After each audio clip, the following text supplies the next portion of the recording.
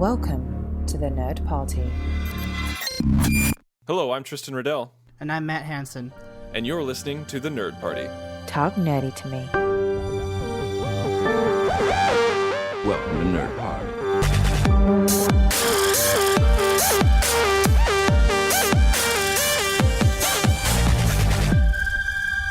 This is episode 38, and this is a very special episode of the Nerd Party because, Matt, what are we talking about today? We're talking about probably what's the most anticipated movie release of 2015, Star Wars Episode 7, The Force Awakens. That's right, Star Wars Episode 7, The Force Awakens, by J.J. Abrams, the man himself. We were recording this on Sunday, December 20th. I just got done seeing it. I just got done. I left the theater at 12:30, had some lunch, ran some errands, came home, and Matt, you and I have not discussed this yet, correct? No, we haven't. I think you purposefully kept it that way. Yes, very much so. Because I saw it Friday, opening day, and I texted you that I had seen it, and that's all you wanted to know from me at that point. I didn't want to know if you liked it, if you hated it, if you were just okay about it. I didn't want you to say it was a wild ride. You and I gave each other 0 verbs and nouns. I know, and that kind of worried me when I got your text, because you didn't give me any indication of whether you liked it or not either. So I'm on pins and needles here, but I also saw it yesterday as well. So I've seen this movie twice now. Now, how did you see it? Did you see it in 3D? Did you see it in IMAX? The first one I saw in... We don't have real IMAX here, but I saw it in my IMAX equivalent in 3D for the first showing. And then yesterday was a regular 2D showing. Okay, yeah, I can't wait to see it again, to see it in a regular 2D showing, because we actually have a really state-of-the-art digital laser projector over. They just opened it up near my house, so I'm really interested in seeing that.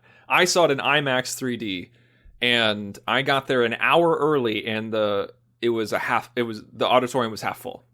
It was insane.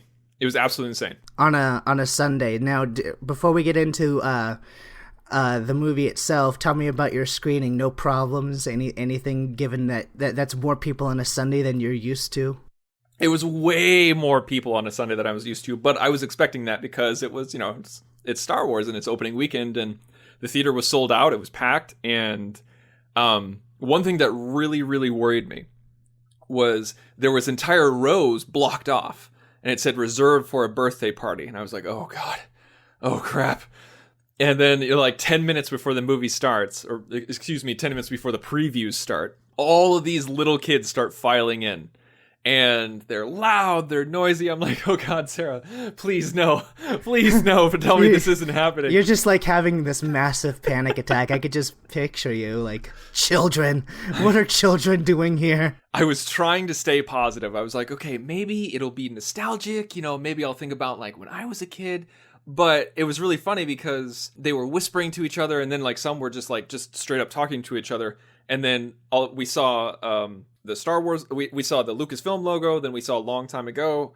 And right when we saw a long time ago, a guy 2 rows in front of me said, okay, it's time to be quiet now. to the kids sitting in front of him. And they were amazing. They were very quiet, very respectful through the entire film. But I did have to tell one person to shut up. Just one, though, and he did afterwards. That's for this kind of release, I think you got off pretty unscathed.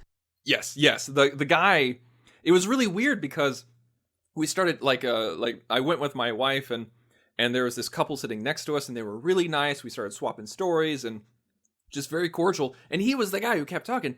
And what would happen was that he would just say the things that were on the screen. Mm-hmm. He's like, Walker, and that loud. He's like, ball, or lightsaber. He would just say the words of the things that were on the screen, chessboard. And I just had to lean over. I was like, hey. Yeah, what does he have, Tourette's? It was weird. It was absolutely weird. He was acting like it was 5, and I went over. I was like, hey, do you mind? Just no. I was really nice about it. He's like, oh yeah, sure. And he didn't say another word for the rest of the film. So, yeah, it was. I had a good experience, and I'm looking forward to seeing it again. And I am looking at Box Office Mojo right now, and I am blown away. This is opening weekend, and they have already made $517 million worldwide. And it's now the number one domestic grosser opening weekend in America. Because the record up to this point was just broken this year. It used to be the Avengers, which was 206 million, was broken earlier this year by Jurassic World with 208 million, and right now this thing is being pegged as having made 233 million over these last 3 days in domestically. Absolutely insane. And we found out that they sold over 50 million in pre-sales alone. Is that correct? 100 million. 100 million in pre-sales? Really? That's the last number I heard. Wow, I didn't know that. I thought it was 50. That's crazy. They first reported 50, and then as it got closer, they said, I think we're upping that number to 100 now. It was 50 when it went immediately on sale, but, tickets were still selling before the movie came out. So by the time the movie came out, I think they were pegging it as close to 100. And that's half their budget, right? Because, wasn't their production budget 200 million, not including advertising? Something like that. Yeah. Regardless, this movie's going to make money. They could have spent 300 million on it with advertising, and it would still make money. I had an argument with my mother-in-law the other day, where she said they said on the radio that Force Awakens cost $4 billion to make, and I was like, no, that's not true, Mom. And she's like, no, it is. They said it on the radio. They said that's how much it was. I was like, no. It must be true. Yeah, and she's like, yeah, it was. I was like, there's no way in blue perfect hell that it would cost $4 billion. She's like, well, maybe $1 billion. I was like, no, that's insane. No. And then I said, Disney spent $4 billion to buy Lucasfilm. The rights. Yeah, exactly. Buy the rights. And she's like, oh, that must have been it. I was like, yeah.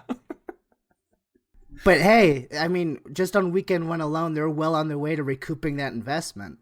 It's insane. It's crazy that they're going to make that much money back. I want to know how much they're going to make in merchandising at the end of all this. Just think of this. This is weekend one of the first movie they put out. Yeah. So it's crazy. It is absolutely crazy. And I don't know, because you had, since we're describing our theater experiences, opening night, obviously a very, very enthusiastic crowd. Mm-hmm. I'm sure there was enthusiasm for your crowd, but never before have, the previews finished, all the policy snipe trailers for the theater itself are done. Mm-hmm. The Lucasfilm logo comes up a long time ago in a galaxy far. Everyone is clapping and cheering in my theater. I had some clapping when Star Wars came up. The logo of Star Wars came up. There was some clapping, not a lot.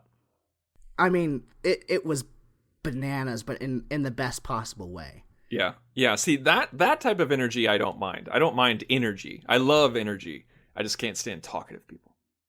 No, and then, anytime something from the original trilogy came on, or one of the characters from the original trilogy came on, that was also met with applause. Yeah. Yes. It was like everyone taking their curtain calls. Yeah, when Leia came up, that's when I kind of fell over the moon. I was just like, oh, okay. All right, yeah. This is a Star Wars film. So, should we get into it? Should we get into our very, very spoiler-filled review of The Force Awakens? This can't be emphasized enough. Now, yes.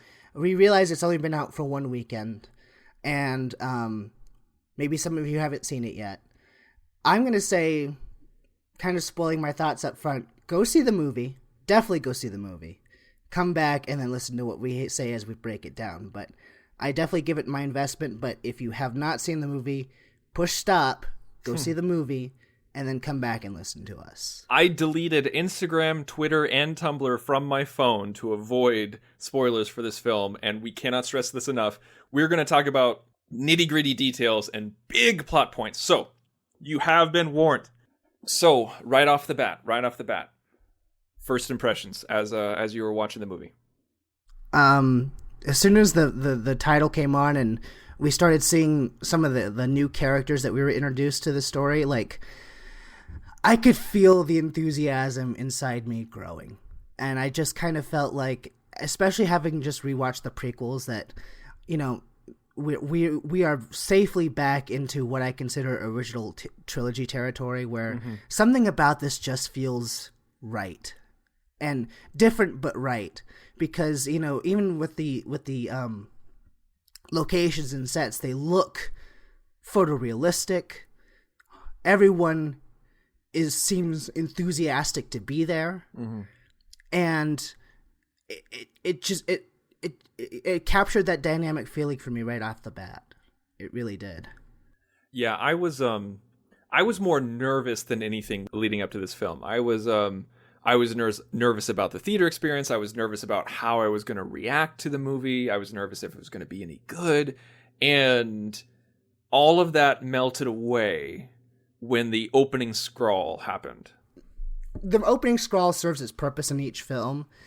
I've never wanted to get to the movie more after reading this opening scroll. This opening scroll was really exciting. It really was, and they bombarded you with the names Luke and Leia as much as possible, and I appreciated it because I wanted to see those names again up on the big screen. I mean, just from the first sentence, the very first sentence of the opening scroll literally is Luke Skywalker has vanished. Yeah.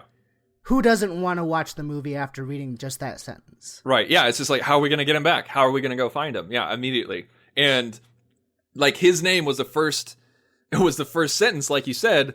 And so many people are like, where's Luke? Why aren't we seeing him in all the promotional material? And then boom, we're guaranteed at least a centric story around Luke, or we should say the concept of Luke.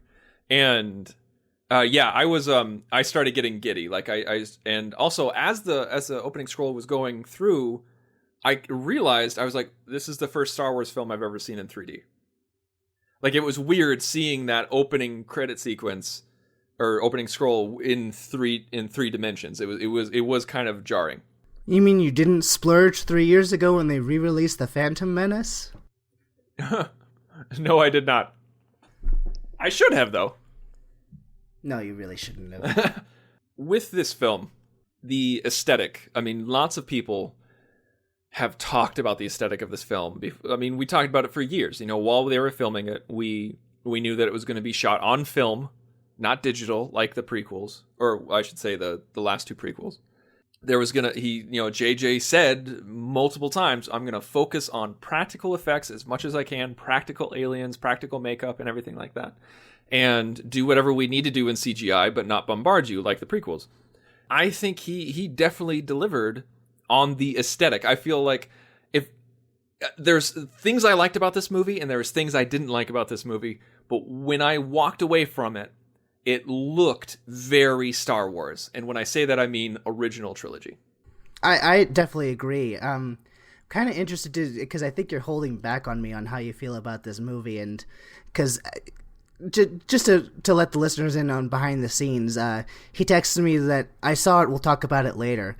When he saw Spectre a few weeks ago, he said he was ecstatic over the phone. So I'm like, oh no, don't. There's no way you could. You know what? I'm just gonna nip this in the bud right up front. Despite what you think about J.J. Abrams or how you felt about the last Star Trek movie, there's no possible way you hate this movie. And if you do, I'm gonna hurt you. No, I don't hate this movie. Here, okay, fine. I'll just talk about it right up front. I was gonna try to save it till the end, but yes, when I walked out of the theater, I texted you about Spectre saying, boom, awesome, loved it, grinning ear to ear, fantastic film. But the thing is, there wasn't anywhere near the amount of hype or expectation as there was with Star Wars: The Force Awakens. And it wasn't because I wanted to hide something from you. It was mainly because I wanted you and I to be completely 100% fresh when we talked about it on this podcast. That was my main motivation. Now, with that said, as I walked away, I was like, do I like it? Do I not? I was kind of a little, I was like, there was a lot of things I liked about it, but do I like it as a movie overall? And I kind of had these questions, and my wife was immediately, she's like, oh, loved it. Gave me all the feels, just loved it. Your wife has the correct reaction, sir. She's a smart lady. She is a smart lady, and she has fantastic taste. But with me here, and don't judge me too much, because here's where I'm coming from. I put this movie up on a pedestal of impossible heights. And so it is my own fault that I'm kind of questioning it right now, because like I said, there's things I liked and there's things I didn't, but I expected too much from it. I expected just to be blown away so hard that I'd be naked when I walked out of the theater. I think that if I go see it again, I'm going to love it even more. That's what I feel deep down in my bones. That's what I keep hearing, and I certainly loved it more on my second viewing. I don't want to sound like I'm accusatory of you, even though that's usually the norm for us. But I don't, like you said, and I think you're realizing this, I don't know if that's necessarily the film's fault that you didn't walk out naked. I mean, a film can only accomplish so much in 2 hours. Right. And maybe the difference between you and me is I didn't expect this to be the greatest movie on earth. I didn't have nearly the hopes and dreams that everyone else did. I just wanted it to return to the fun vibe of the original trilogy, go back to that sort of realism, make me excited, and just be better than the prequels. That's all I wanted from this movie. And see, the thing is with my wife, she kind of was the same way, where she didn't read anything about The Force Awakens. She didn't read any articles. Like, everything that she knew about the movie, she learned from me, just babbling on and on and on. And so she went into it with very, very low expectations, almost no expectations. So, I mean, and she loved it. So, I mean, I think I think it was kind of like, like my wife's down here on expectations, you're in the middle, and I'm way up here. That's the thing, is I didn't walk into this with no expectations. I expected it to be good, but I would say my expectations were very, very basic. You know what I'm saying? Like, I know exactly what you mean. Yeah. And so when I walked out of it, just to preview my thoughts, I was grinning. I almost, if I had the emotional investment of Star Wars the way I do about Star Trek, I would almost say that the way I walked out that first night after seeing it was very, very similar to the way I walked out the first time I saw Star Trek 09. You know how I felt about that. Yeah, I walked out of Star Trek 09 the same way, grinning ear to ear, saying that was a fantastic ride, that was a great movie. And I was just happy that I walked out of Force Awakens in a different way than how I walked out of Star Trek Into Darkness. And I'm not trying to open up old wounds or anything like that, but like when I walked out of STID, I was just kind of like, I was shaking my head going, what the hell did I just watch? That wasn't the franchise that I love, and everything like that. But out of this one, JJ accomplished what he said he was going to do. And it was a lofty goal that he had to accomplish. I mean, let's not underplay it. JJ's gotten a lot of fan criticism in the last year, especially from Trekkies, and here he's taking on what's perhaps the most beloved sci-fi franchise of all time. I did not envy his task. No, and the most profitable. I mean, he had a lot riding on him. So I think the movie's amazing. But even if you think it's just good, it's a testament to him that the movie turned out as good as it did. Because this could have been an utter disaster. It absolutely could have been a disaster. But since we're talking about JJ, as I was watching it, even though aesthetically it was very much a Star Wars film, I felt almost like it was more of a JJ film than a Star Wars film. But that's okay. I mean, like, I'm not complaining, I'm just stating it. But I think we expected that, because we said something like that when we were watching the previews, right? It looked like a J.J. Abrams film, but it also felt like Star Wars. Yeah. So I'm okay with directors putting their stamp on it. And, I mean, if we're talking about J.J. Abrams stamps, the lens flare was totally turned down. I almost didn't even notice it in this film. Yeah, the first time I noticed it was in the opening scene, and that was such a cool scene where Kylo stops a blaster bolt with the Force. I'm like, talk about things we've never seen before. I mean, I feel that the Force got an up. In addition to Awakening, I felt the Force got an upgrade in this film. I'm glad that you brought that up, because the thing about that is, the prequels were heavily criticized because of the certain physical abilities that the Force gave the Jedi Knights that we never saw in the original trilogy. So, but I'm glad that they upped the Force, but in a very different way with this movie, where it was all very, I don't want to say intellectual abilities, but it's, how do I put it? It's not so much physical abilities as in, I can jump really high or I can move really fast. No, you know what I liked about it? And I think this is maybe what you're trying to say, especially with the interrogation scenes. Mm-hmm. The Force in this film kind of represented, instead of like a physical toughness, it was like an emotional toughness. And I love seeing two characters who are have very, very passionate emotions going against each other using this mythical ability. It was real joy to see. Yeah, it was like a battle of the minds. It was like Force powers. It's kind of like Professor X if Professor X had Force powers. Well, he kind of does, but yeah, that kind of thing. I was freaking sold on Kylo Ren when he stopped the blaster bolt midair. And can I just say congratulations to the concept of Kylo Ren as a character, because this could have easily been a Vader ripoff, and I don't think he's anything. I don't think he's a Vader ripoff at all. No, I think he really came into his own as a villain, and man, I can't wait to see where his story goes. Now, how do you feel about that? About Kylo Ren actually being Ben Solo, Han Solo and Carrie Fisher, Han Solo and Leia's son? I really liked it. It opens up so many doorways, and I think that it's a nice mirror to what happened in the original trilogy. And really, the thing that I kept thinking about with Kylo Ren is he's young, he's a little bit petulant, but not annoyingly so. And when I walked away from it, the more I thought about it, I'm like, this is what Anakin Skywalker should have been. Yes. Like it was just Anakin Skywalker, that character done right. You know what? You're absolutely right, because I never really thought of it that way. Before I deleted Twitter off of my phone, I saw and this was actually one of the reasons why I deleted Twitter off my phone. I saw somebody say, I'm glad Kylo Ren was as whiny as Anakin. And I shut it off, and then after seeing this movie, I don't think that's true at all. At all. Now, he shares a lot of the same traits as Anakin. He's hot-headed. He's a little, like I said, a little bit petulant. Petulant doesn't necessarily mean whiny, though. And torn. But it's so much more dramatically satisfying, and I think Adam Driver just hit it out of the park as opposed to Hayden Christensen. Yeah, and I was really surprised at the ability of Adam Driver. I mean, I've only seen him in a few things here and there, and when he was announced that he was going to be the bad guy in Star Wars, I was like, really? Adam Driver? That's kind of strange.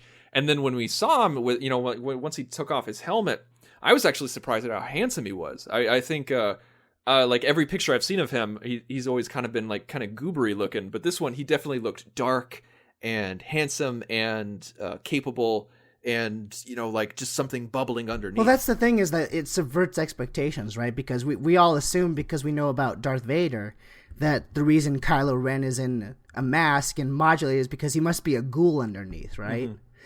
Just the way Vader and the Emperor were. But I started thinking about it, and I'm like, this is really interesting, because Kylo Ren's struggle throughout this whole movie is he's being seduced by the light side, which is a really, again, a nice subversion of expectations, right? Yeah. So instead of the mask and the stuff covering his horrific features, it's almost like he's doing it as a way to disassociate himself from who he was.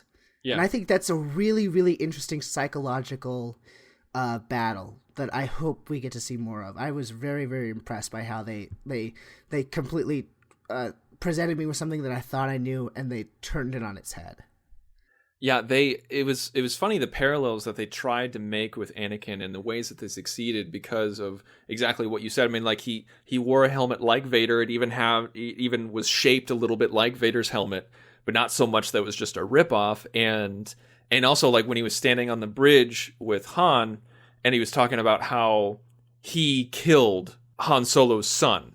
It echoed what Ben Kenobi said about about Darth Vader killing Anakin. And right. It was just, I loved those parallels back and forth where you're like, oh, holy crap, we have another Vader, but it's not a carbon copy. No, it's not. He I think this character is really going to come into his own. I'm very, very happy to follow him throughout the next 2 movies at least. I wonder if we're going to get the Kylo Ren story years from now as a spin-off film. Who knows? I mean, Disney's in this for the long haul, so we probably will. We probably will. Okay, so Han Solo. Yeah. We all knew he was going to be in the movie, obviously. That was a big reveal in the second trailer. And he came in with Chewie and big fanfare. Here's one thing that I didn't like about the movie. I love Han Solo. I do. I love him as a character. When I was a kid, as I was getting into a teenager and adulthood, I started liking him more than Luke. But the thing is, though, in my opinion, my personal opinion, I feel like the connection to Star Wars that I have is the connection that I have to the Skywalkers. And I felt like it was too much Han Solo. I felt like Han Solo was the crux of the connection to the original trilogy instead of others. And I didn't quite like that. I like Han I like Han as the person who helps out Leia and helps out Luke, but is not the central focus of the film. I mean, I hear what you're saying, but I haven't seen Harrison Ford give 100% in a performance for years, so the fact that he actually did show up for this movie, I mean, that can't be understated. And second of all, I mean, we are firmly into spoiler territory here. This is going to be his last hurrah. So give this movie to him. It's fine. That is an interesting point. That is a very interesting point. Like, this is the last Han Solo movie that this is the last Harrison Ford Han Solo movie that we're going to have. So yeah, like, focus on him. And so many of us guessed that the only reason why Harrison agreed to do this is if they killed him off. And that's exactly what they did. But I would like to stress that they killed him off, but it so didn't feel throwaway, at least to me. No, it definitely didn't feel throwaway. It was just, what I didn't like about it is not that it happened. What I didn't like about it is that we, from an out-of-world experience, knew it was going to happen. But that's not fair. I mean, like, I understand I'm that. not criticizing the movie. You got to understand, I'm talking about the experience. I'm not criticizing the movie. I'm not saying, oh, damn you, JJ, or anything like that, or damn you, Harrison Ford. It just sucks as a reality. That's what I'm saying. I mean, it sucks as a reality, but again, for Star Wars being a movie that, and I think this film did go back to that, a movie that all ages can enjoy. I mean, I was really young when I watched A New Hope for the first time, and maybe it's just because I was naive, but I didn't guess that Obi-Wan was going to die at that moment. Mm-hmm. Maybe you did, but it's 8 years old, I didn't. So, you know, maybe for the birthday party in your audience, maybe they weren't expecting that Han Solo was going to die. You're right. Yeah. I severely doubt that those kids knew that Harrison Ford and his contract and everything like that. So that's a solid point. And even, you know, even like I've had a feeling that we were about to see him die, but that didn't take away from the fact that when he's finally run through by the lightsaber, it still hurt. That was like a dagger in the heart. Yeah, I mean, as soon as we saw Kylo Ren on that walkway, and then we saw Harrison Ford, I was like, oh crap, he's gonna die. This is where he's gonna die. But speaking of like kids of all ages and everything like that, why do you think this was rated PG-13? Was it the lightsaber battles? It might be the lightsaber battles. It might be the fact that someone was run through by a lightsaber. Well, so was Liam Neeson in Phantom Menace. Hang on a second, I wasn't done. I'm sorry. There are a little bit more intense things here. I mean, the opening of the movie starts with a whole village getting slaughtered, which we'd never seen in a Star Wars movie before, ever. Attack of the Clones. Oh, please. What? That was a whole village. That was literally a whole village being slaughtered. That probably should have been PG-13 too. But you know, that's a hell of a way to start off the movie. Yeah. And I mean, I don't know if it's enough to get a PG-13, but when we were watching that third trailer and we were speculating on it, looks like the Force is used as a mind probe. Mm-hmm. I mean, they did that. That actually was what was happening. And even though you're not seeing blood or you know, horrific things, it is pretty intense. I don't know. It might be scary, especially for little kids. I don't pretend to understand how the MPAA works, so I'm not the right kind of person to ask. Yeah, I was just postulating because you do see blood in the movie. You do see blood. So I think it was, I'm not saying it shouldn't have been PG-13. I think what I'm saying is that it's a very weak PG-13. Oh yeah, as I thought it would be. Yeah. And like, I know immediately people were automatically concerned because that's what people do whenever they get any kind of news. They can never just take it and move on. Like the internet was just like, what? PG-13 mod? What does this mean? Yeah. Right. Now, okay. So, I forgot to talk about Max von Sydow. What is... I'm guessing that we're going to find out more about him later? I don't feel like I needed to know that much about him. Well, no, it was... No, I don't think so. Like, I don't have this yearning to at first, but then I kind of want to know what his connection to Kylo Ren was. Because they obviously had a history, and I would just... You know, like, they have a history with Han and Leia because of it. So it just... I don't know. It just kind of makes me... And also, Max von Sydow is a huge actor. Not so much anymore, but yes, he was. Oh, come on. Max von Sydow's huge. He's a legend. But yeah, it just kind of confused me. Here's another thing that confused me. Maybe you can illuminate this for me. All right, so the Republic exists. There's a new Republic. The Empire's gone. The Senate exists and everything like that. And this First Order is kind of like the new rebels. Like they're They're the underdogs and everything like that. They're the last bastion of the Empire. Why is Leia and her group called the Resistance if the Republic is in power? I don't know, and I don't think there is a. To me, it's funny to hear you call them underdogs because I certainly didn't think that they were underdogs. At least it didn't come across that way to me in the movie. Really, it's only been 3 decades since the end of Return of the Jedi in this film. Yeah, there was no Republic during the rebellion. It had all been dissolved. It was all Empire. Right. 30 years is a long time to reorganize. Is a very not a long time, a very short time to reorganize a government. So, this whole New Republic thing, it struck me as very, very fledgling. Well, okay. Well, here's the thing, and this is kind of stuff that's outside of the movie, but according to Disney, it's all canon now. Everything released under the Star Wars label is canon. Right. There was a couple of novels that were released talking about the fight over the Republic because, as we all know, just because they killed the Emperor and blew up the second Death Star doesn't mean that we're like, oh, the Empire is just gonna like hand over everything. And so they talk about it. It's a long and bloody and lengthy battle between the rebels and the Empire, but they do eventually win. And the Battle of Jakku, where we have all of those fallen walkers and Star Destroyers and everything like that, that was kind of the turning point for the Empire. Like when the Empire lost that battle, the battle over Jakku, that's when the New Republic kind of came in, if I'm remembering correctly. And so it was a long and lengthy battle, and so I'm sure the New Republic is still nowhere near as strong as it used to be, of course. But I truly believed that the First Order was kind of like the last bastion, the last section of the Empire. And I mean, underdogs by comparison to the rest of the galaxy, because I very much felt like this is where they existed, and like they were strong as in, but they're strong but small. And so, but I'm confused by the word choice of resistance, because resistance makes me think that they're fighting a larger force, or they're fighting to still get their government back. And it was just very confusing to me. I kind of want just a little bit more explanation. I think that it will be forthcoming. I mean, I really don't think we've seen the outreach of the First Order at this point. I mean, they're well enough organized to where they have a bunch of troops and they're conscripting stormtroopers, which was a development that I liked. Mm-hmm.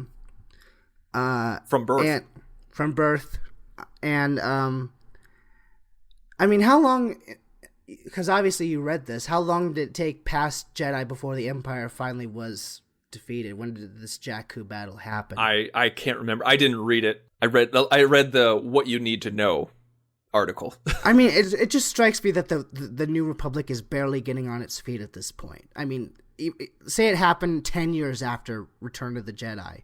Mm-hmm. That only leaves 20 between now and this movie. That's a very, very short period of time to reestablish yourself as a firm government. Oh, absolutely. Yeah, absolutely. God knows it took us decades, I think I'm more focused on the word resistance and what is Leia's connection to the Republic, and why did they not have the Republic fleet? That kind of thing. And I know this is frustrating, but I really do think we're going to find out more in future films. I'm okay with just getting the down and dirty basic of it in this film, because this is our reintroduction to the world. And like I said, all of this has to be accomplished in 2 hours and 15 minutes. So for what it is now, I will take it as it is now. And I will, I think we're going to get more. We will get more. Yeah, there was definitely, they did say that the director of the next Star Wars film, as in Star Wars 8, did work with JJ on trying to sow some seeds of things that might not make sense in Episode 7, but will definitely make sense in Episode 8.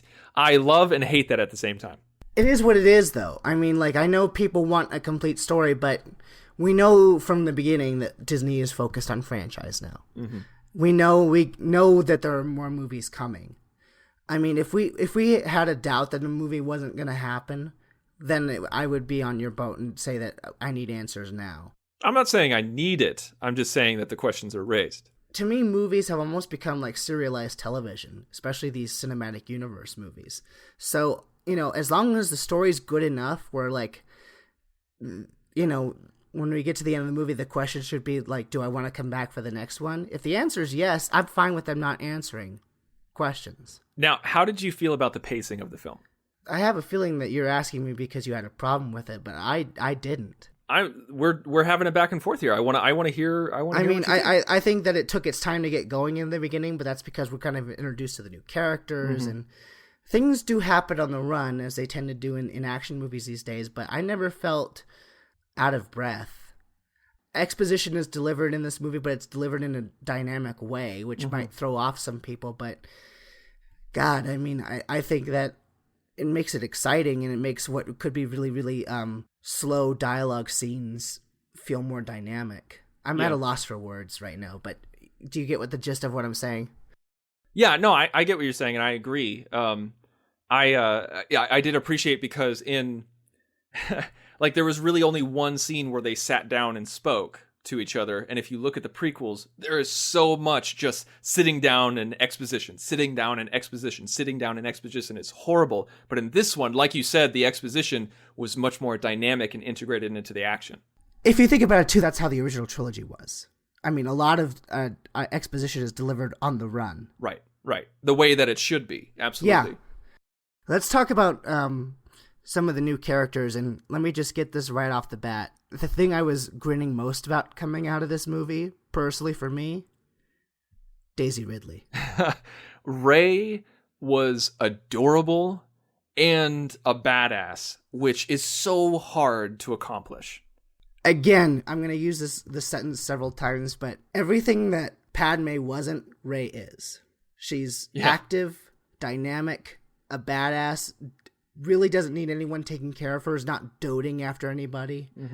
Just her first action scene with Finn, where she's like, I don't need to run with you holding my hand. Yeah. You know, stop taking my hand. And also, like, when he first sees her, he's going to run and save her, but then he stops and realizes that he doesn't need to. I mean, she really impressed me. I think that by the time we end this movie, she has a lot more to do, and many places that she can go.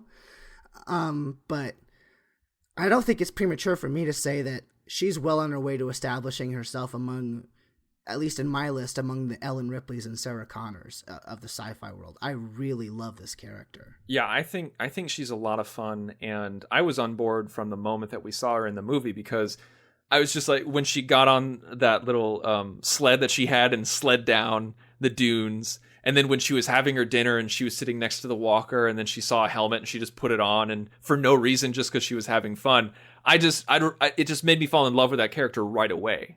I mean, and this is her first big movie, so whoever was the casting agent that saw her needs a raise. Yeah, seriously, because, you know, Adam Driver, Daisy Ridley, John Boyega, you know, like, they've done some things, but they're not popular to the masses. I think, yeah, that was nice to see that, because that was one thing that I thought really worked for the original trilogy, is that it's filled with people that we didn't know who they were. Yeah. So I really, really liked Rey. What did you think about Finn? You know, like, who everyone thought was going to be the protagonist of the film. I like having my expectations subverted again. Yeah. I mean, I don't think he was I've seen some criticism that he was a sissy, but I don't think that that's the case at all. I think that he was just young and inexperienced and trying to do the right thing. And it's interesting that, because I don't think this was the case in the original trilogy. I mean, maybe you could make the argument for Lando, but none of the heroes in the original trilogy started off as working for the bad guy. Yeah. I don't know where that sissy comment came from. That's absurd. I mean, I've heard some criticism with this character. I just don't buy into it. The dude knew how to use a lightsaber. Like, he was trained as a stormtrooper. He was trained as a fighter, and he had no force ability, and he kicked the other stormtroopers' ass with it. You know, it's but cool. Can I say how much I love that the stormtroopers, while still kind of cannon fodder on this movie, are actually shown to be competent. Yes, threatening. That's a first. I mean, whatever you could say about how this film may parallel A New Hope, that is a first, because, and I especially love seeing that apparently First Order stormtroopers have something that can block lightsabers. Yeah, that was really cool. Like, when I saw that in the TV spot that came out, I was jumping up and down for joy. I was like, finally, something like, you know, that, like, if they encounter a Jedi or somebody with a laser sword or something like that, they can have a defense, so they're not just getting torn limb from limb.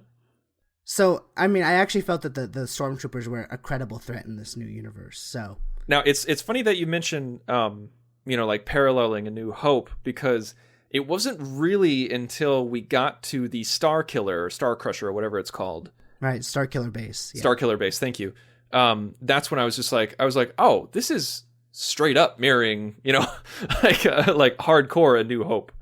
And it's interesting to see that because I thoroughly enjoyed the action. I liked the pacing of the film, but I felt that there were certain things that weren't needed, like the scene with the monsters on the freighter where we first see Harrison. I was just kind of like, we didn't really need that scene. Like if that scene wasn't there, I probably would have a better feeling of the pacing. But whatever, it's not going to turn me off from the film. But like once we got to the base, I was just kind of like, we're doing this again, I'm okay with it. I'm okay with it because I think that Star Wars at this point, this is a movie that's writing on nostalgia. A lot of the goodwill that came from this movie, even beforehand, was writing on nostalgia and hoping that we would be returned to the original trilogy. I think Star Wars has, and maybe I'm being too forgiving, and you listeners out there can correct me, but I think Star Wars at this point has earned the right to do one legacy sequel. And that's what I call this movie. This is a legacy sequel to Star Wars. So I'm okay with them using some callbacks to reintroduce us into the world. That's the best thing that you can do. I mean, I kind of feel that's what Star Trek 09 did. They used some things to reintroduce us to the Star Trek world. They may not have paralleled the movie exactly, but, they tried that with Into Darkness to mix results. But I'm okay with them reintroducing some of that stuff here because I feel like it's just a jumping off point. I feel like Episode 8 will be a different movie. It's not going to be an Empire Strikes Back Redux. Now, why do you? Okay, I'm hoping that's not the case. Why did you choose the words legacy sequel? Explain that to me. Well, I've heard this term bandied about a lot, and what I mean by that is once a franchise has been around for a long time, and maybe it's coming back after a long absence, or maybe it's an anniversary movie. I think you're allowed in those special circumstances to do parallels to old things because that's what at least I want, because I think that's a way to remind fans what they loved about the first, in this case, the original trilogy, and then be the perfect introduction for people who hadn't seen the original trilogy, like your birthday party, maybe, and make them fans. I mean, that from a creative standpoint is the best possible option to go with because you're raising the fervor of the original fandom back up while introducing these dynamics and tropes to new generations of fans. So for this for reintroductory purposes, I think it works. I really like how you describe that and the words that you used, and I really like that legacy sequel, term, because here's how I feel about the film, and this is not a criticism. This is not a positive. This is not a negative. This is just how I feel about the film. I felt like this was not the beginning of a new trilogy. I feel like Episode 8 is going to be Episode 7, and I feel like this is the bridge between Return of the Jedi and whatever Episode 8 is going to be called. Does that make sense? Yeah. It's just, I think because it's kind of a transition film. But I don't. There's so many, there's so many negative connotations to transition film or setup film, because I don't think it was necessarily. It definitely sets up Episode 8, but I wouldn't call it a setup film because of the negative connotations. Because of the negative connotations, like I feel like with me, I feel like they could have definitely gotten away with not calling this film Episode 7. I know from a marketing standpoint that's nonsense. It's going to be interesting to come back to this discussion once Episodes 8 and 9 are out, because then we'll get the full picture of the full story, right? Right. But for now, even if this ends up turning to be a transition film, it's the most exciting transition film I've ever seen. Yeah. So, and I felt like I got a full story for this film. I mean, there are things that are left open-ended, but I felt like we had a beginning, a middle, and a triumphant sort of ending. Like we accomplished something by the end of it. You see what I'm saying? characters have arcs. They certainly did have arcs. They definitely have arcs. There's a story arc. There's character arcs. And I like how you mentioned the nostalgia, you know, like it plays off of the legacy. It plays off of the nostalgia. I loved all of the nostalgia callbacks. Like I loved the chess board. I loved it when Finn pulled out the training droid and then threw it away. I loved all of that stuff. But there was one callback that gave me a huge eye roll. It was Captain Phasma, or Phasma, however, I still don't know how you pronounce it. I can't remember. Finn goes, "What do we do with her?" And Han's like, "Do they have a trash compactor? Wink, wink, audience." You know, like I was just like half expected Harrison to look at the camera when he said it, and he hammed it up hard in that scene. Come on, give the man a break. The character's about to die. No. I'm not going to give him a break on this one because it was bad acting and it was too much of a wink to the audience. Stop disliking good things. No, I am not going to let you say that about this. That was a bad moment. That was a stupid moment. But you were so anti-fun. You were too forgiving because I just told you I loved all of the nostalgia callbacks and there was a lot of them except for one. So you can't even give me one criticism of the nostalgia callbacks. I'm just kidding. No, but it's like there was a few times get your wife in here. I'll talk to her about the movie.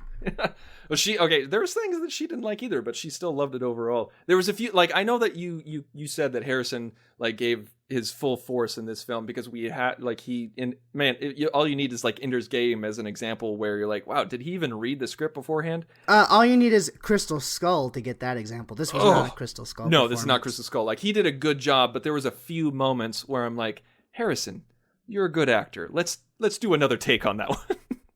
It was fine. Just a few moments. I will say though that the dynamic between him and Chewie is still there. That was all brilliant. Yeah, I liked Chewie in it. I loved Chewie's reaction when Han died. You know, like because he gave us the reaction that we expected. He exploded, he yelled, and he immediately shot Kylo Ren. That he didn't even care that it was Han's son. Like he killed his friend and partner for like 40 years. And the one thing that I kind of wish happened was when the movie's over, they go back to the whatever planet that they're on, and Rey gets out and sees Leia, and then Leia and Rey have this moment, even though they've never met. They hug, and then in the same shot, Chewie walks right past Leia. And my wife agrees with me here that we really wanted to have that moment between Leia and Chewie, where Chewie basically says to Leia, "He's gone." It's so funny. You're the second person I've heard that said that. So you're not the only ones out there that think this. Oh, good. Honestly, I didn't think about it at the time, just because I was so focused on Carrie Fisher and watching her character's reaction. Mm-hmm. But I mean, I suppose you're right. That would have been nice, but it didn't ruin the moment for me. Well, no, I mean, like it was just something where I was kind of like, what? I was like, oh. But then later on, there was another Chewie. I feel like Chewie gets the short end of the stick all the time. There was one other moment where, at the very, very end, when Rey takes over kind of Han's role in the Millennium Falcon, I wanted to see Chewie in the captain's seat. Like Chewie was still in the first mate's seat, and I was kind of taken aback. I was like, wait, Han was going to hire Rey as second mate, and then now she's in the captain's seat. I don't know. I know it's kind of weird because it's hard to have a captain who like we can't understand the entire time. But yeah, it was just, I don't know. It was one of those things where I was like, picky. And yeah, that's a nitpick. I'm not saying that affected my view of the film. I'm just saying it out loud. I'm just saying that like it felt like at the end of A New Hope where you're like, where's Chewie's medal? Well, he's not dead, so he's coming back, obviously, for the next films. That is nice, because I really thought that Chewie was going to die. Like, in the trailers, I thought Chewie was going to die. Like, when we saw him, like, press the detonator, and then we see that huge explosion, I was like, ooh, is that going to be a sacrifice moment? Mm. Yeah, that's definitely what I thought. And I also, like, there was a time when I was like, are we going to kill Finn? Before I saw the film. So I thought so, too. Well, actually, during the film, I thought, are we going to kill Finn? Because, I mean, during his last battle with Kylo Ren, he's sliced upside the back. I'm like, that could be a kill shot. Yeah, he should not have been alive, nor should Rey when she got thrown up against the tree. I was like, neither of them should be alive right now, but I'm glad that both of them made it. No, because I'm glad that she's alive, because I talk about, the lightsaber fights in this film they may not be as quote unquote excitingly choreographed as they were in the prequels, but I didn't mind that because with every, I don't know if this makes sense. It's kind of like what we were talking about a few weeks ago with Spectre when we were talking about the fight scenes and how I felt the punches sound like they're painful. Mm-hmm. Every time they smack each other they smack the lightsabers together, it feels like has some weight to it. Yeah, it feels like they're trying to accomplish something. They are slamming these swords together. That's what it feels like. Yeah, I think I heard somebody say online, and I thought it was very apt. I like this comparison where the original trilogy had a samurai style of sword fighting, and the prequel trilogy had a ninja style of sword fighting. And I thought, I was like, wow, that's a really cool way to look at it, because before the movie came out, there was a rumor that they were going to return to the more emotional lightsaber battles, and where it's just about like subduing your opponent with power instead of, like flipping it around and, dancing around and, and everything like that. And so I loved it. I loved the lightsaber battles. They were my favorite part of the movie. When Finn was taking on the Stormtrooper, when Finn was taken on Kylo, and Kylo was taken on Rey. I loved it. Loved the lightsaber battles. So, I mean, I felt like they actually had some weight to them, which, at this point, that's a big accomplishment. We need to talk, before we end, we have to talk about the last scene. You mean one of the best cliffhangers ever? Okay, here's the thing.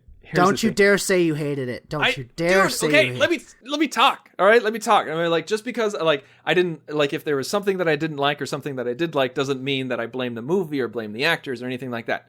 So, I liked the moment. I liked Rey finding Luke. I liked that we got that at the end of the film, and it wasn't like, okay, I'm gonna go find Luke. Kind of like at the end of Empire when they're like, oh, we're gonna get Han back. But we didn't see Han again. I'm glad that didn't happen. I'm glad that we physically saw Luke. And I like that, Rey found him and everything. I love the look of Luke. I love the color of his robe. I loved his hairstyle. It was very reminiscent of Anakin in Revenge of the Sith. And I like it. And I think it's exactly how Luke should look. Exactly how Luke should look. And, with 30 years passing. But it kind of goes back to what I was saying earlier about how we focus on Han, in my opinion, a little bit too much, because all I wanted was more Luke. I want Luke. Luke is Star Wars to me. I know Luke is Star Wars to you, and I understand that the Skywalkers are very, very associated with Star Wars. But like I said, this is Han Solo's last movie, so I was okay with the focus being on him. Mm-hmm. And second, I mean, I was so hooked because even though Luke Skywalker is not physically present throughout this whole movie, he's still present throughout the course of this whole movie. He's a focal point. He's the focal point. He's the legend. Everyone is talking about him. Everyone's looking for him. He's the last. They think they need him to give the resistance some hope. And so he is omnipresent in this film without actually really being in it, which I hear what you're saying, but I never felt like he was truly gone. Because everyone's talking about him, and by the end, like, you see the look on his face when Rey gives him holding out the lightsaber. You don't know whether he's hesitant. You don't know whether or not he's ready to join. We don't even know, and this is heavily implied throughout the film, if Rey herself is a Skywalker. That was going to be my next question. Do you think Rey is a Skywalker? I think there's a very good chance that she is. I hope so. I hope that she's a Skywalker, because I love the scene, like when I feel like the movie is called The Force Awakens because of Rey. I feel like they're talking about Rey, because when Kylo, did his Force voodoo on her, I felt like that literally awakened something inside of her, and then boom, she has a connection. She started growing. I mean, the fact that she was able to resist, the fact that she was able to intimidate him, the fact that I mean, people call it very convenient, but I kind of loved watching it on screen. The fact that she's learning her force powers on the run. And did you realize that was Daniel Craig? Yes, I did. I loved it. It was so great. But I just love the fact that it's like, okay, I'm going to try this mind trick thing, and then it doesn't work for the first couple of times, and then all of a sudden she gathers it all together, and she just calmly states, you will remove these restraints and leave the door open. Yeah, absolutely. I thought it was a cool moment. I loved the whole story around it. And here's the thing, is that she was drawn to Luke's lightsaber. I don't want that to just be because she's a strong force wielder. I want it to be some sort of family connection. It has to be. I'm almost convinced of it that because her backstory is she got left on Jakku by quote unquote her family, but this is after. I'm assuming this is after Kylo Ren destroyed what Luke was trying to build, and I'm thinking that if she is Luke's daughter, that Luke put her into hiding so that whatever happened to him wouldn't necessarily affect her. You see what I'm saying? If Kylo Ren was going to go after him, that she would be safe. So I think it's true, and there are certain things in the movie that lead me to believe that, because when she does get the lightsaber, we get I forget her name, but Lupita Nyong'o's character, the bug-eyed alien, Maz Kanata. That's it. She uses very specific word choices. Was that lightsaber belonged to Luke Skywalker and his grandfather, his father before him, and now it is calling to you. Yeah. Like I'm a Jedi, like my father before me. Like that kind of echo. Yeah. And don't forget, because I caught this the second time. It's very important. When Finn wants to leave and Rey chases after him in the bar, Maz and Han are sitting there, and Maz says to Han, "So who's the girl?" Right. And they cut away. Yeah.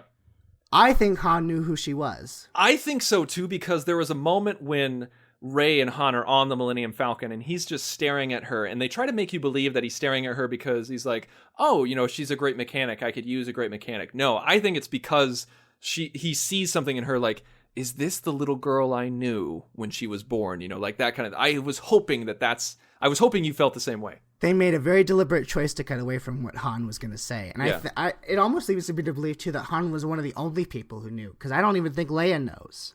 Oh, that could be different. Because Leia, if she knows, she didn't let on. What did you think about Maz Kanata? I loved everything about Maz Kanata. I like how she was kind of like a new age Yoda. The only thing I didn't like about her, and this kind of goes for Commander Snoke, too, is I thought the CGI was really bad with those two. Like, it was great all throughout the rest of the film, but these CGI characters, I was really surprised. We're living in a post-Avatar world, a post-Rise of the Planet of the Apes world, and then they just looked very cartoony, and like Snoke looked like he belonged in Harry Potter. Well, Snoke is a projection, so who knows what his actual form looks like. Well, I understand that. Yeah, that's a whole nother thing. Like when we saw him as a giant, I was like, really, guys? JJ, this is what we're doing? No. And then when we saw that he was a projection, I was like, oh, thank God. But still, even though he's a projection, we could still see what he looked like and see the CGI. Is that what he looks like? Well, what do you mean? What do you mean? Like, you think he's projecting a different kind of image? Like We don't know. Well, okay, regardless of whether that's his real image or not, the CGI of Snoke and Maz, I thought were very under par. And you're talking to a guy who's a big CGI fan and is very forgiving with CGI when it comes to trailers and how much time and everything like that. But I just felt like there were so many other CGI characters in the film that there were just like enhanced CGI, like it was makeup, like CGI enhanced makeup that I thought were really good. So I was really taken aback because it felt like a different company made those two characters. How did you feel about it? I think you're being too nitpicky again. I am not being nitpicky.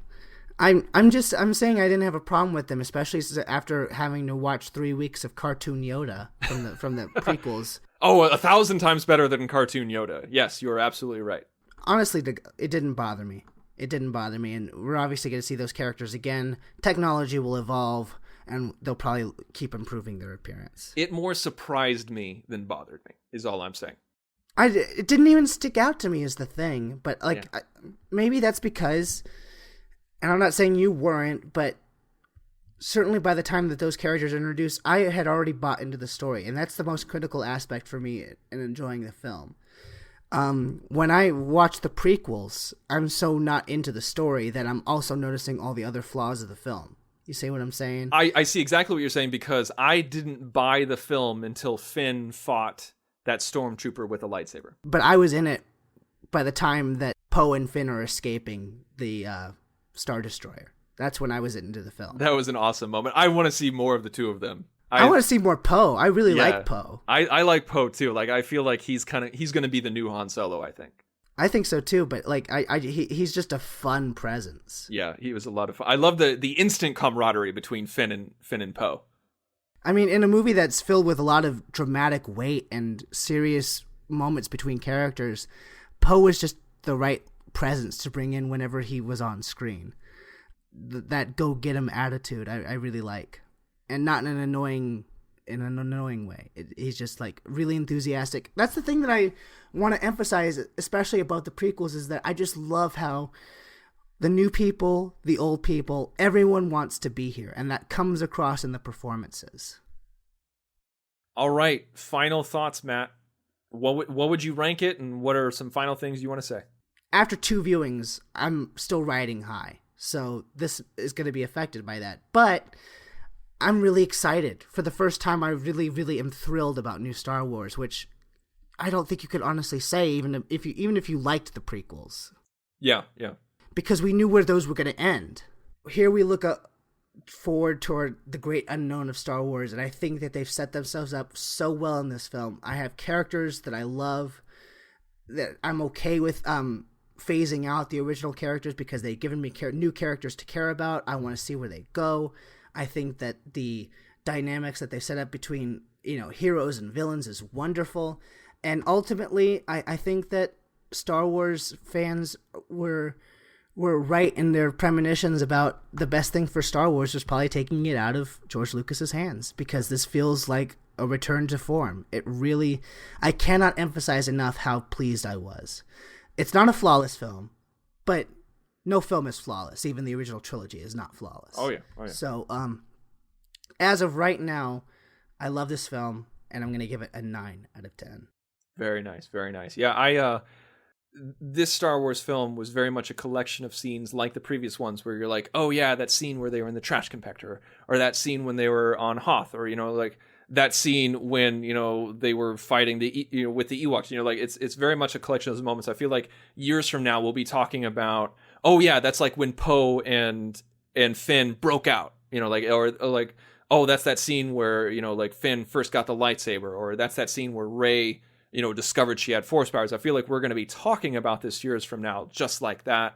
And for that, I really appreciate it. I loved your term of legacy sequel, because I feel like that really encapsulates what this is, where I think it's better than a setup movie, but it definitely has transitional pieces to me. I feel like this was definitely the passing of the torch. This was the movie that needed to happen in order to continue on to bigger and greater things. I feel like there were things, I think that there could have been things that were excised from the script. I feel like it could have been condensed a little. It did not feel long to me, but I felt like there were scenes where I'm just kind of like, oh, okay, we don't need this. Let's move on. Overall, I feel like the action was great. The acting is, for the most part, great. There's a few people I wish we could have seen a little bit more of, like Captain Phasma, but I definitely had a good time enjoying, watching it. And I think I'm going to enjoy it even more the second time. I think you will too, because now you know what to expect. Your hopes are not going to be not met. Right. And just take that's the thing that I can only emphasize to you and others. Take the film on its own merits. Try to see what they had to accomplish in 2 hours, and look how well it turned out in comparison. I mean, because they had a lot writing on it. Yeah, absolutely. And I think JJ accomplished what he set out to do, and those were lofty goals, and he accomplished them. So I say right now, I'd give it a 7.5 out of 10, or if I gave it out of 5 stars, I'd give it 4 stars. And I think that number will probably go up once I see it again. I'm willing to bet, and maybe this is just me being optimistic, but I'm willing to bet after seeing it a second time, you might push that up to an 8. I think so too. I really do. And I'm not trying to pander. I'm not trying to just agree with you. I'm not trying to say, it's just, I feel, I think we discussed it, where we said, I'm not going to have, those expectations are going to be set so high where I'll just be able to sit back and let it wash over me. I mean, Star Trek Into Darkness, which I hated the first time I saw it, and I'm still not happy with it, but I was able to enjoy it way more the second time. And Star Wars I liked. So I think that's going to be even better once I watch it. So can we? I think we could both agree, though, as fans of the franchise, it's in a much better place now than it was after Yes. the prequels. Yes, better than, like, hands down, better than the prequels, better than the originals. Not quite. We don't know yet. We don't know yet. Yeah, we need to finish those stories and then look back on it 30 years from now. But the point is, and if anyone's still listening at this point and you haven't seen it, shame on you because you got spoiled. But the bottom line is, see it. It's worth it. Star Wars is comfortably back for the time being. All right. Thank you guys so much. Please go to thenerdparty.com. From there, you can find all of our episodes, and you can also find our blog. We're still looking for contributors, so if you feel like you have an interesting take on certain nerd stories or nerd news, please let us know. You can contact us at contact@thenerdparty.com, or you can find me on Twitter at @theinsanerobin. And me at mhanson0207. Thank you so much for listening to our review of The Force Awakens. We hope you got as much out of it as we did watching it. Go see the film, enjoy yourselves, and until next time, may the Force be with you always. Coming up next week.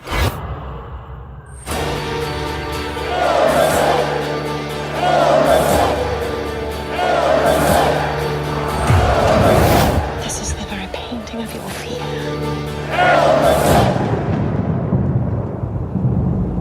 Macbeth shall never vanquished be. Join the revolution. Join the Nerd Party. Full of scorpions is my mind.